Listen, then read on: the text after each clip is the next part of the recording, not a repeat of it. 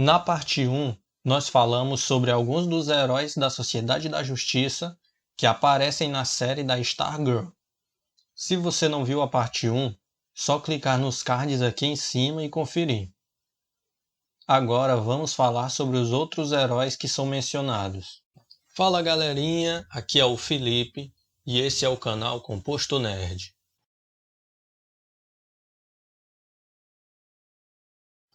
Antes de tudo, já deixa aquele like para fortalecer. Não esqueça de se inscrever e ativar o sininho para receber a notificação dos próximos vídeos. Lanterna Verde Alan Scott. Primeiro, para explicar a origem desse personagem, a gente tem que voltar um pouco no passado.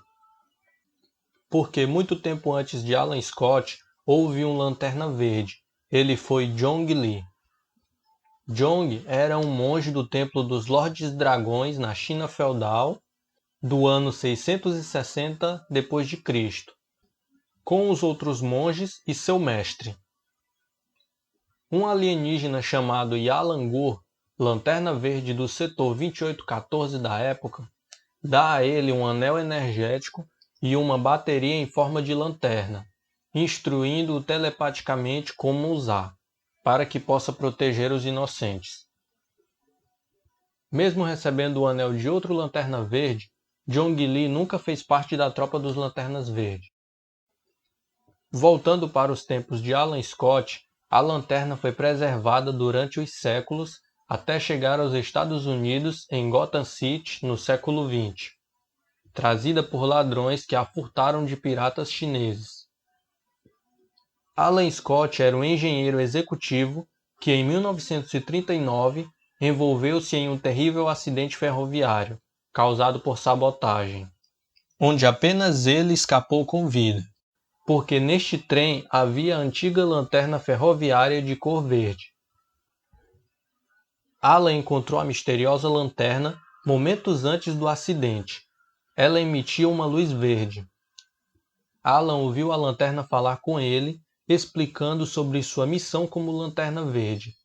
Ele também foi orientado a fazer o anel com uma peça do artefato, assim podendo usar o poder da lanterna. Só necessitava uma recarga a cada 24 horas na bateria da lanterna. Este anel tinha como fraqueza a madeira. Conseguiu levar todos os responsáveis pela sabotagem à justiça, graças aos poderes do anel. Em seus primeiros anos, tinha um ajudante no combate ao crime. Ele era Dickles, um humano normal taxista. Após uns anos, Alan se juntou à Sociedade da Justiça da América. Apesar de atuar intensamente a partir dos anos 40, Scott nunca foi o Lanterna Verde oficial do setor 2814.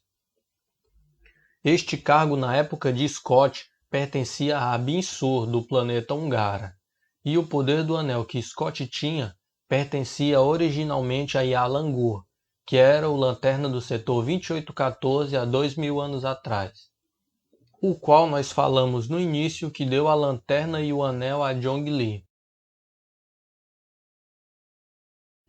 Senhor Destino.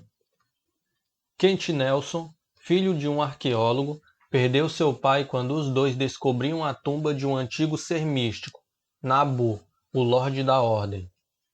Ele treinou o jovem Kent nas artes místicas e, após alguns anos, o presenteou com um elmo, o Elmo do Destino, que continha seus poderes de Lorde da Ordem, assim tendo o poder de combater o caos como o Senhor Destino.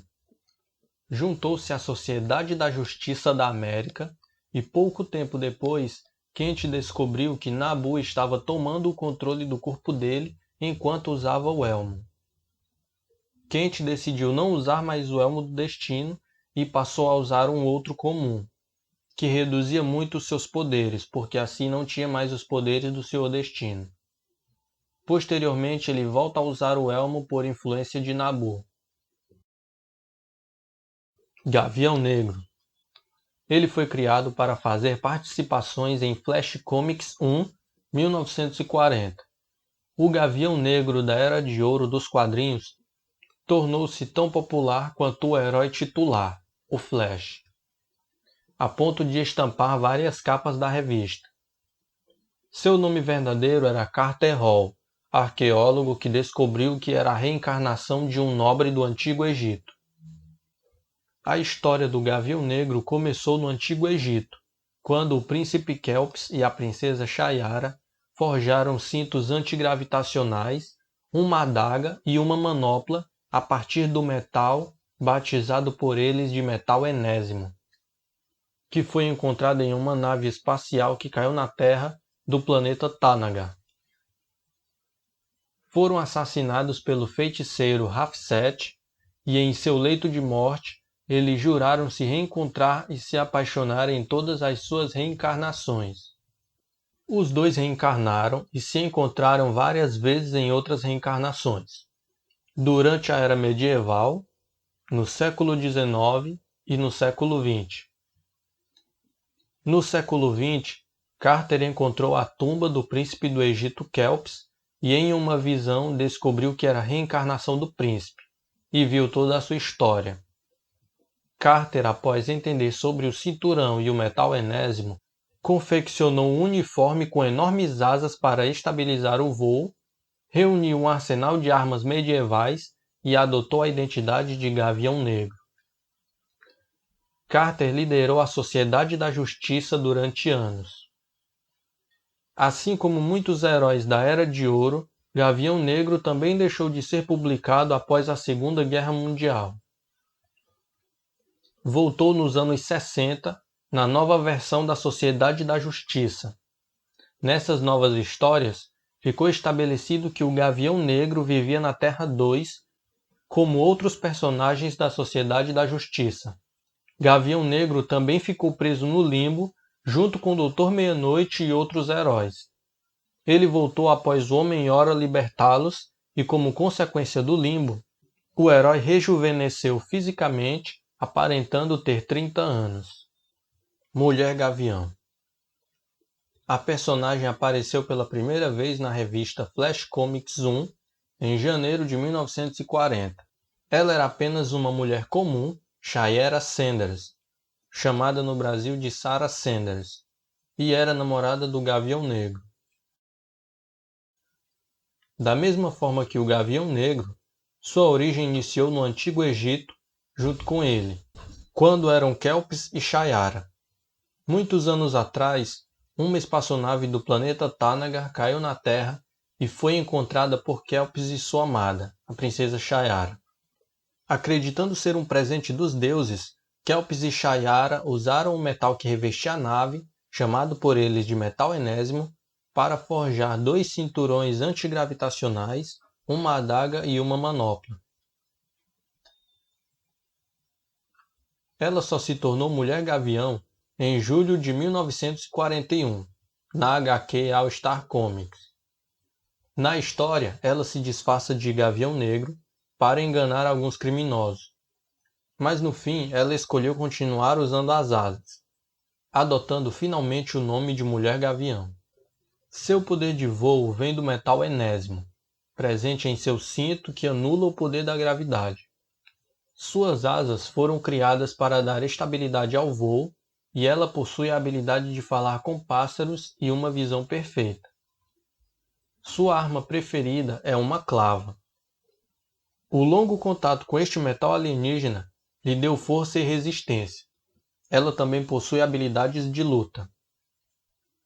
As aventuras da Mulher Gavião duraram até 1949, quando foram canceladas, principalmente pela falta de interesse do público do pós-guerra.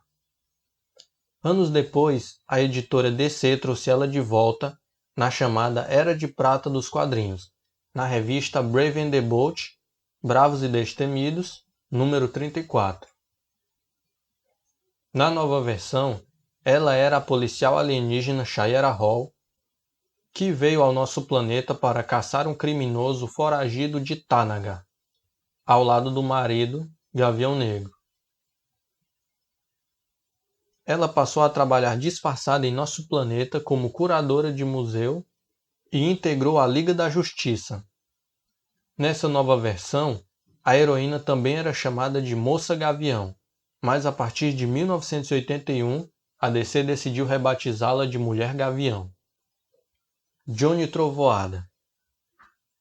Johnny Trovoada era uma pessoa normal, mas podia acionar um ser conhecido como Thunderbolt, ou em português Relâmpago, um gênio da quinta dimensão que podia realizar os desejos de Johnny e combater as forças do mal. Thunderbolt só não realiza um desejo que envolva matar alguém. Ele invoca o gênio dizendo as palavras Say You, que significa fala você ou diz você. Com esses poderes, Johnny entrou para a Sociedade da Justiça. Um tempo depois, já tendo sido revelado que o herói estava com mal de Alzheimer, o vilão ultra-humanoide tenta usar Johnny para conquistar o mundo, deixando o herói próximo da morte. Nessa situação, Johnny aceita se tornar um ser único com Thunderbolt, nascendo o Johnny Thunderbolt. Por fim, devido ao Alzheimer, Johnny perde a caneta que aprisiona o Thunderbolt, que funciona como uma lâmpada mágica, e tempos depois acaba indo parar nas mãos de Jayken, que se torna seu sucessor, Jayken Trovoada. Sandman. O Sandman que vamos falar não é o da famosa obra de Neil Gaiman, e sim o da Era de Ouro. Ele era Wesley Dodds, herdeiro de uma companhia, empresário, inventor e detetive. Dodds ia se apresentar em uma feira de tecnologia quando descobriu que havia um plano para roubar seus documentos sobre sua invenção. Ele então decide investigar o desaparecimento de sua maleta e se torna o Sandman. Usando duas armas de gás do sono, que disparava para adormecer os criminosos, ao mesmo tempo usava uma máscara de gás, tanto para assustar os bandidos como para se proteger do efeito do seu gás do sono. No quadrinho ele já estava na ativa há um tempo. Mais tarde, Dodge se torna membro da Sociedade da Justiça, o que rende muitas histórias ao lado dos heróis clássicos, e acaba morrendo em um confronto contra o vilão Mordru. Além disso, o legado de Dodge passou a viver em Sanderson Hawkins, seu ex-ajudante Sandy, herdeiro de sua fortuna, líder e financiador da nova Sociedade da Justiça.